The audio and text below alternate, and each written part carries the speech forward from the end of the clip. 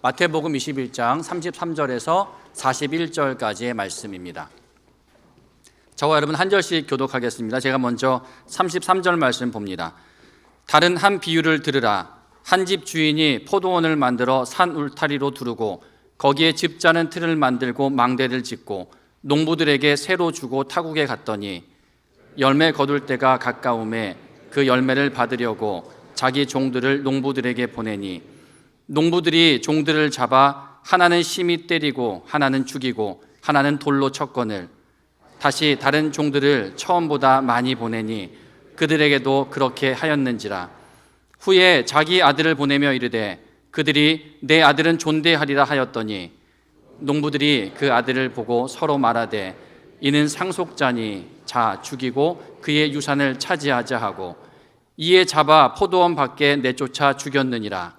그러면 포도원 주인이 올 때에 그 농부들을 어떻게 하겠느냐? 다 같이 그들이 말하되 그 악한 자들을 진멸하고 포도원은 제때에 열매를 바칠 만한 다른 농부들에게 새로 줄지니이다. 아멘. 이 시간 함께 읽은 말씀으로요, 사랑하는 우리 목사님 나오셔서 해 넘기는 감사라는 제목으로 하나님 말씀 선포해 주시겠습니다.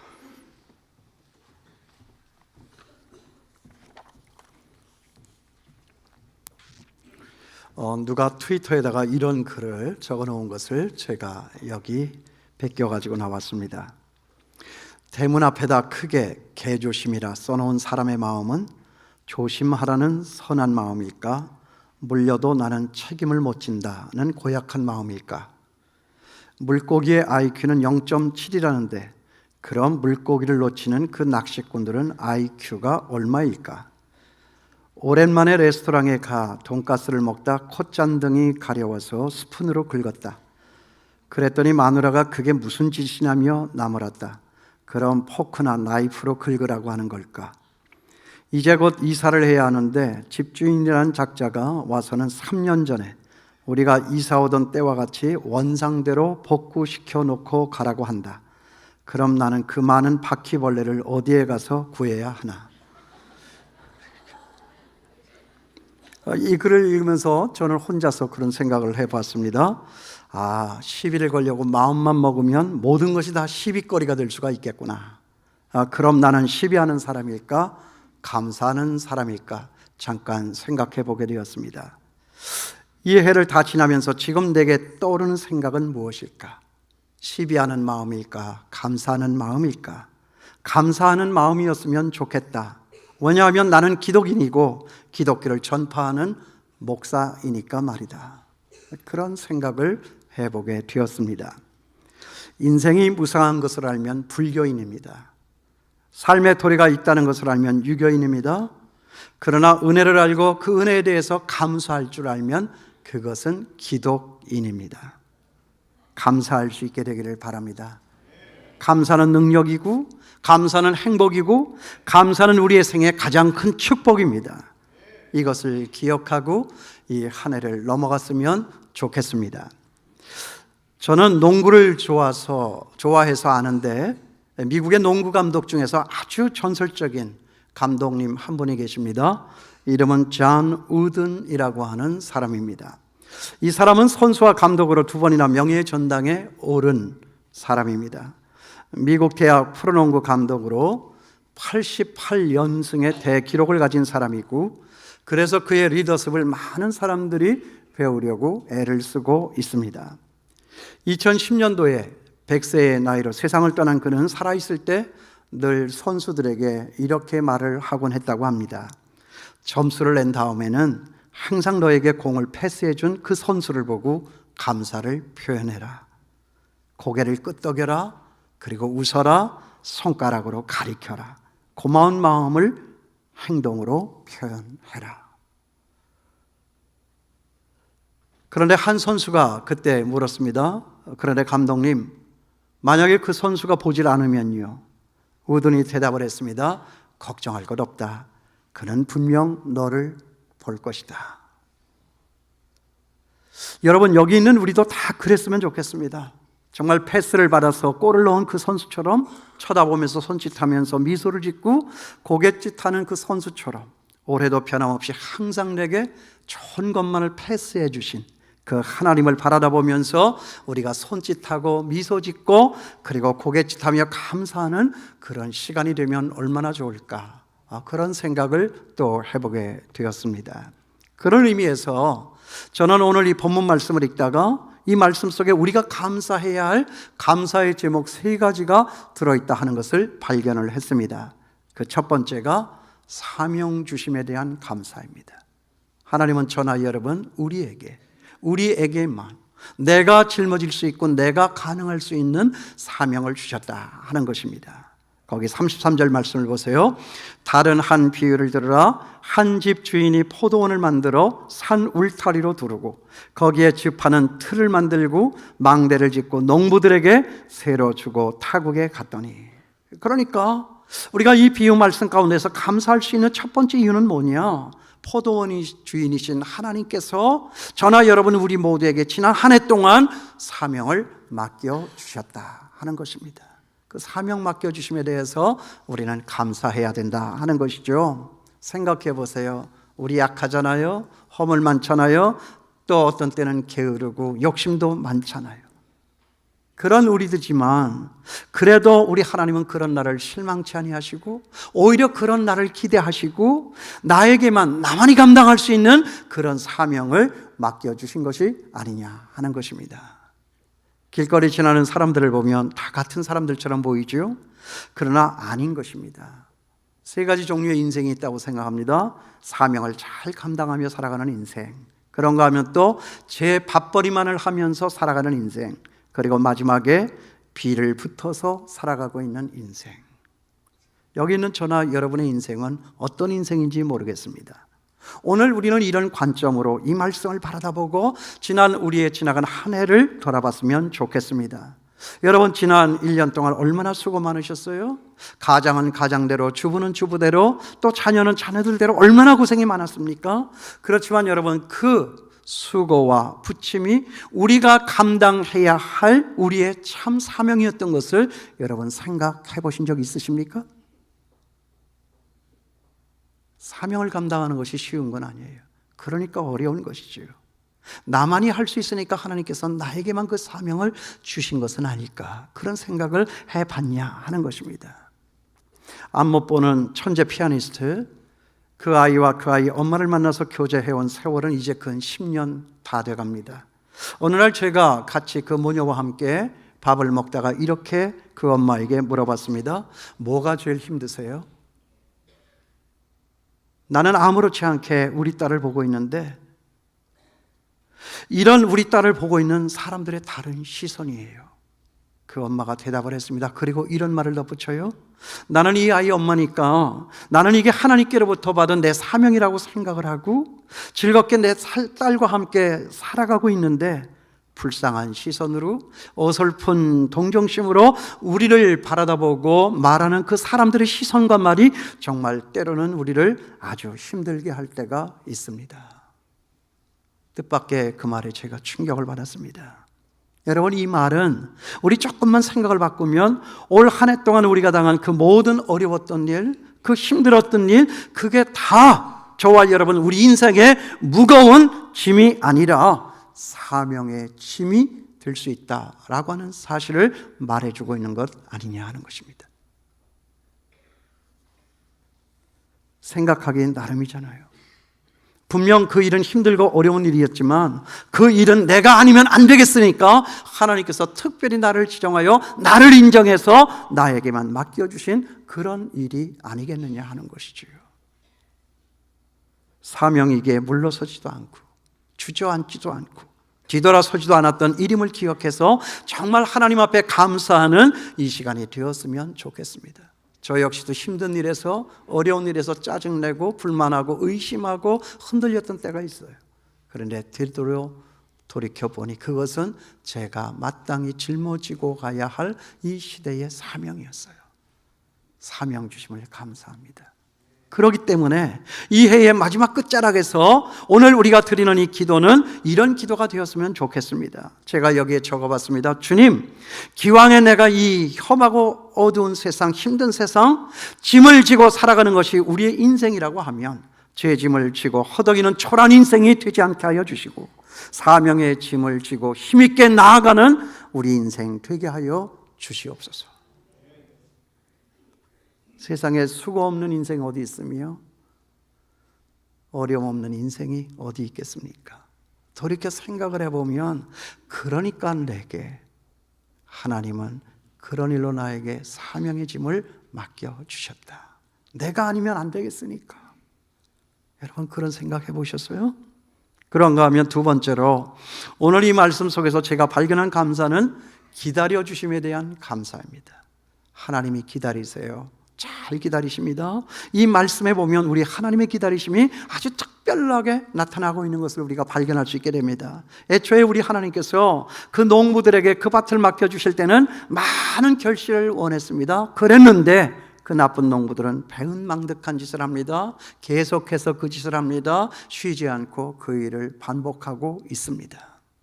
종을 보내는데 죽여버리고 종을 보내는데 또 죽여버리고 그래서 마지막에는 초인적인 인내를 가지고 자기 아들까지 보내주었는데 끝끝내는 그 농부들은 돌이키지를 않았다 하는 것이 이 비유 말씀 아니겠습니까?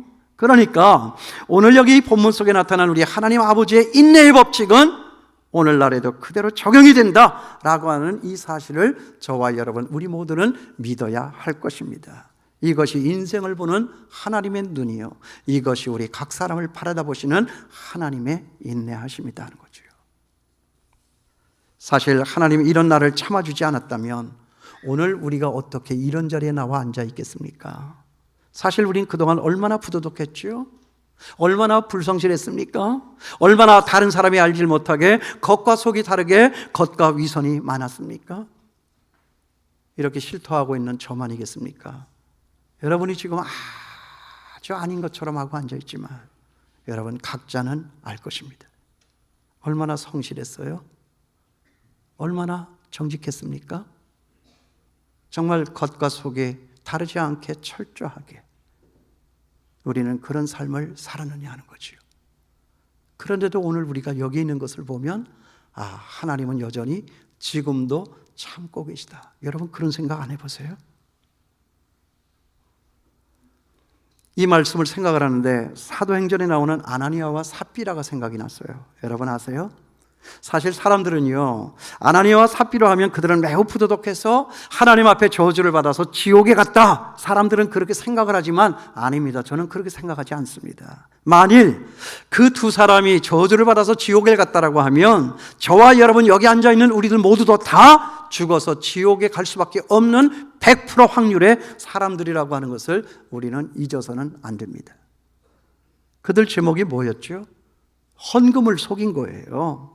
재산 전부를 판돈이 그게 다가 아닌데 사람들 앞에 잘 보이려고 이것이 우리의 전 재산입니다 라고 했다가 부부가 다 한 사람씩 조금의 시차를 두고 주고 나가는 것입니다.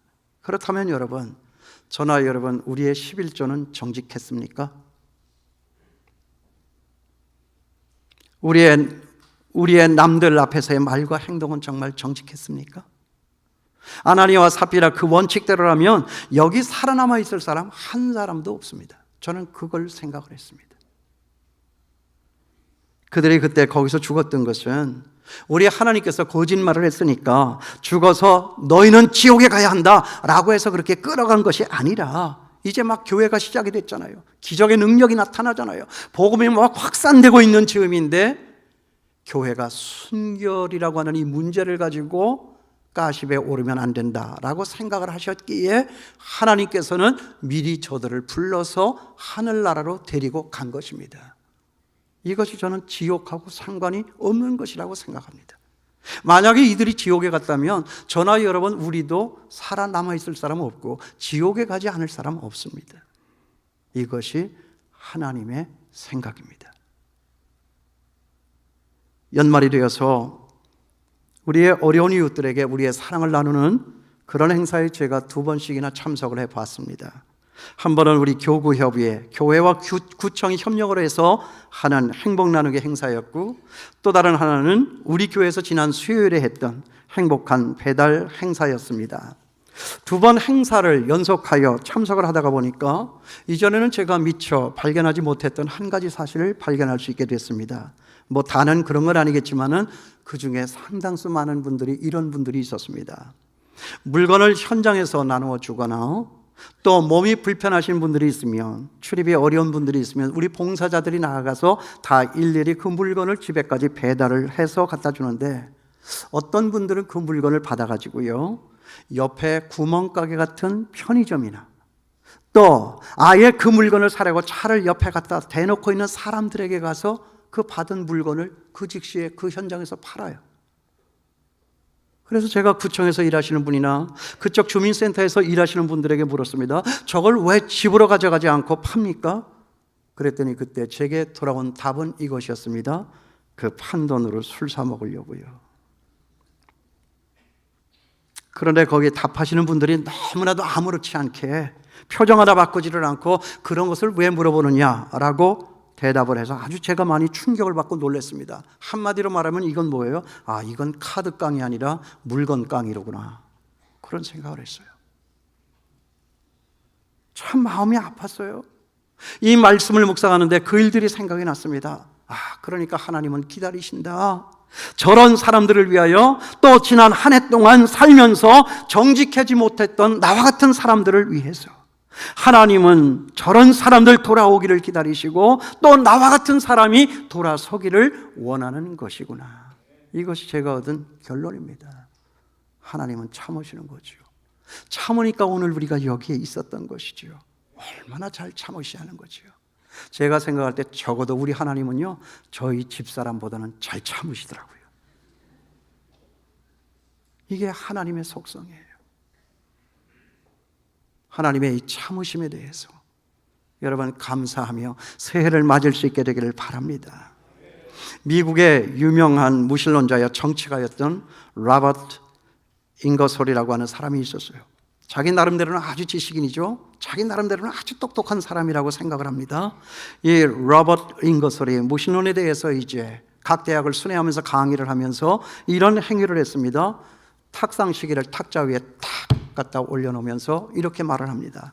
내가 지금부터 하나님께 5분간만 시간을 주겠다. 그 5분 동안 내가 하나님을 저주할 텐데 그동안에 하나님이 나를 죽이기를 바란다. 5분이 지나가도 내가 죽지 않으면 하나님은 없는 것이거나 아니면 하나님은 실패자에 불과한 것이다. 그렇게 큰 소리를 쳤습니다. 그리고는 5분 동안 이루 말할 수 없는 표현으로 하나님 앞에 저주와 독소를 퍼부었습니다. 그런데 아무 일도 일어나지를 않았어요. 그 다음에 잉거솔이 이렇게 이야기를 합니다. 인간이 승리자여 신은 오늘로서 패배한 것이다. 그 이야기를 전해들은 믿음 좋은 페오도르 파크라고 하는 사람이 씩 웃으면서 그 이야기를 자기에게 전해준 사람에게 이런 얘기를 했습니다. 과연 하나님이 실패한 것일까? 오래 참으시는 하나님의 인내를 5분간으로 단축시켜 보려고 한 잉거솔의 시도가 패배한 것이 아닐까? 여러분 좀 감동 좀 받으시길 바랍니다. 이거 얼마나 의미 있는 얘기예요? 과연 하나님이 실패한 것일까? 오래 참으시는 하나님의 인내를 5분간으로 단축시켜 보려고 한 잉거솔의 시도가 실패한 것은 아닐까? 여러분 이거 맞는 얘기잖아요. 얼마나 경망스러워요? 오래 참고 기다리시는 주님, 오늘 여기 이 농부의 모습에서 참고 기다리시는 우리 하나님의 모습을 발견할 수가 있습니다. 아, 그렇구나. 하나님께서 나를 그렇게 오래도록 참고 기다려주지 않았더라면 내가 어떻게 오늘 이 자리에 여기에 있을 수가 있을까?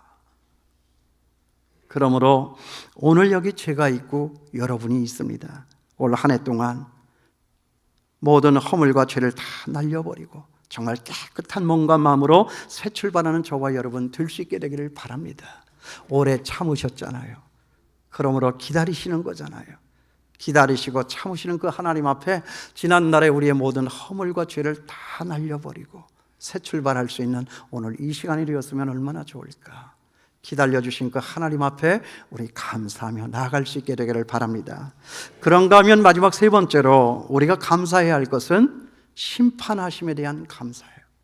첫째는 사명 주심에 대한 감사이고, 두 번째로는 잘 참아 주심에 대한 감사이고, 마지막 세 번째로는 심판하여 주심에 대한 감사다. 여러분은 하나님은 잘 참으세요. 정말 잘 참으세요. 그렇지만 여러분 잘 들으세요. 그러나 하나님은 끝까지 참지는 않으십니다. 거기 38절에서 41절까지 말씀을 보세요. 농부들이 그 아들을 보고 서로 말하되 이는 상속자니 자 죽이고 그의 유산을 차지하자 하고 이에 잡아 포도원 밖에 내쫓아 죽였느니라. 그러면 포도원 주인이 올 때에 그 농부들을 어떻게 하겠느냐? 그들이 말하되 그 악한 자들을 진멸하고 포도원은 제때에 열매를 바칠 만한 다른 농부들에게 새로 줄지니이다. 여러분, 왜 이 마지막에 심판할 수 있는 것을 우리가 감사해야 하죠? 그렇지 않으면 저나 여러분 우리는 너무나도 억울한 거예요. 만약에 이 하나님의 심판날이 없으면 저와 여러분같이 정직하게 살고 성실하게 살고 신앙 양심을 가지고 살고 예수 믿는다라고 하는 그 한 가지 사실 때문에 하고 싶은 말도 제대로 하지를 못하고 참고 살았던 저와 여러분들은 심판이 없으면 정말 억울한 거예요. 오늘의 이 세상은 말씀대로 산다고 복 받는 것처럼 느껴지지가 않아요. 악한 사람들이 더 잘 살잖아요. 불의를 행하는 사람들이 더 큰 소리를 치며 떵떵거리고 살고 있지 않습니까? 이거 억울하지 않습니까? 이거 정말 분하지 않습니까?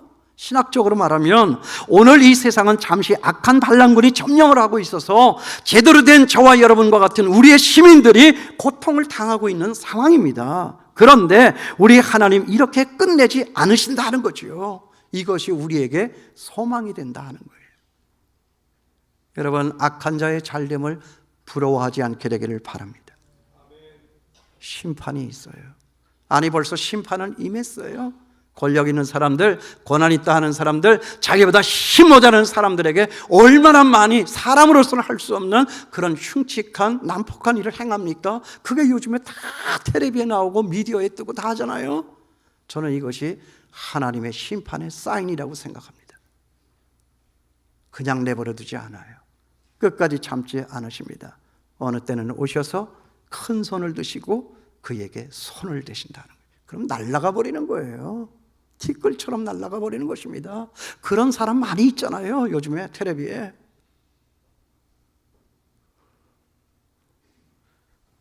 하나님께서 제게 이렇게 말씀하세요.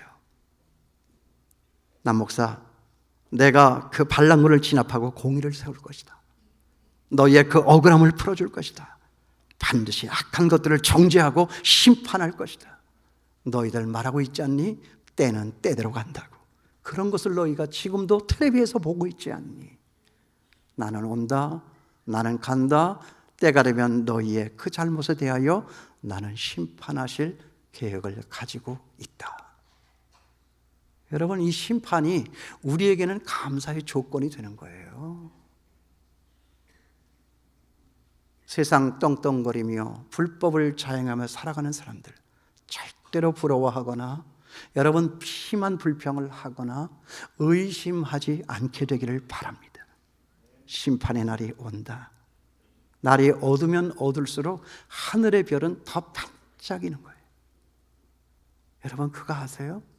세상이 자체 발광을 해가지고 이게 발광을 하는 거예요 지금. 그러니까 별이 보이지를 않는 거예요. 저들 눈에는 보이지 않지만 정말 정숙한 사람들, 신앙 있는 사람들, 주의 오심을 기다리는 그 사람들에게는 그 흐린 하늘일지라도 그 하늘 위에 떠있는 하늘의 별 하나님의 빛이 보인다 하는 것입니다. 여러분 그 빛을 보며 우리가 감사할 수 있게 되기를 바랍니다. 여러분 정말 오늘 이 말씀이 저나 여러분 우리 모두에게 큰 위로가 되었으면 좋겠습니다. 이 땅에서는 예수를 믿는다고 말하고 싶어도 다 말 못하고 신앙 양심을 지켜서 살자니 이 세상에 나쁜 사람이 다 가로채서 먼저 가버리고 그런 억울하고도 분한 불합리한 세상 속에서도 주님의 공의를 저는 믿습니다. 주님의 그 공의로운 심판이 마지막 날 심판으로 우리 앞에 나타나게 될 줄을 믿습니다. 내가 지금까지 이렇게 산 것이 옳은 것이었음을 저는 분명히 그날에는 알게 될 것입니다. 그날을 우리가 사모하며 기다리는 감사하며 기다리는 그런 저와 여러분이 될 수 있게 되기를 바랍니다. 이제 설교 다 했어요. 첫째는 뭐지요? 감사해야 되겠다. 불평 많은 이 세상 가운데에서 이 불평의 짐을 지고 내년 새해로 넘어갈 수는 없는 것이다. 오늘 이 한 해를 정리하는 의미에서 오늘 저는 이 말씀을 보면서 감사의 조건 세 가지를 찾았습니다. 우리에게 사명 맡겨주심을 감사한다. 그 사명 감당하려니까 얼마나 힘이 들었어요. 얼마나 어려웠습니까? 그 일이 쉬운 일이면 아무라도 다 하는 거잖아요. 어려우니까, 쉽지 않으니까 저와 여러분을 인정하셔서 저와 여러분을 기대하시고 저와 여러분에게 그 사명을 맡겨주신 거예요. 여러분 물러서지 않게 되기 바랍니다. 돌아서지 않게 되기 바랍니다. 주저앉지 않게 되기를 바랍니다. 하물며 입을 열어 불평하는 일이 없게 되기를 바랍니다. 자녀를 사명으로 알고 키우는 부모는 절대로 그 자녀 때문에 불평하는 일이 없어요. 혼자 속으로는 그럴지 몰라도 그것을 입을 열어 불평을 말하는 거, 그것은 부모 자격 없습니다. 사명 없는 자의 욕지거리입니다. 기억할 수 있게 되기를 바랍니다. 사명을 주신 것을 감사합니다. 두 번째는 뭐예요? 참아주심에 감사하는 거예요. 하나님 많이 참으셨어요. 잘 참으셨습니다. 이제는 제가 이와 같은 죄를 다시 반복하여 사는 그 삶 살지 않겠습니다. 이거 내려놓습니다. 잘 참아주셔서 감사합니다. 감사해요. 그리고 심판의 날은 있습니다. 세상의 징조가 지금 그 심판이 우리 앞에 가까이 오고 있는 것을 보는 거예요. 여러분 노아의 방주 기억하세요? 세상의 사람들은 그날에 모두가 그 깊은 물에 잠기면서 악을 쓰면서 발버둥을 치면서 죽어갈 거예요.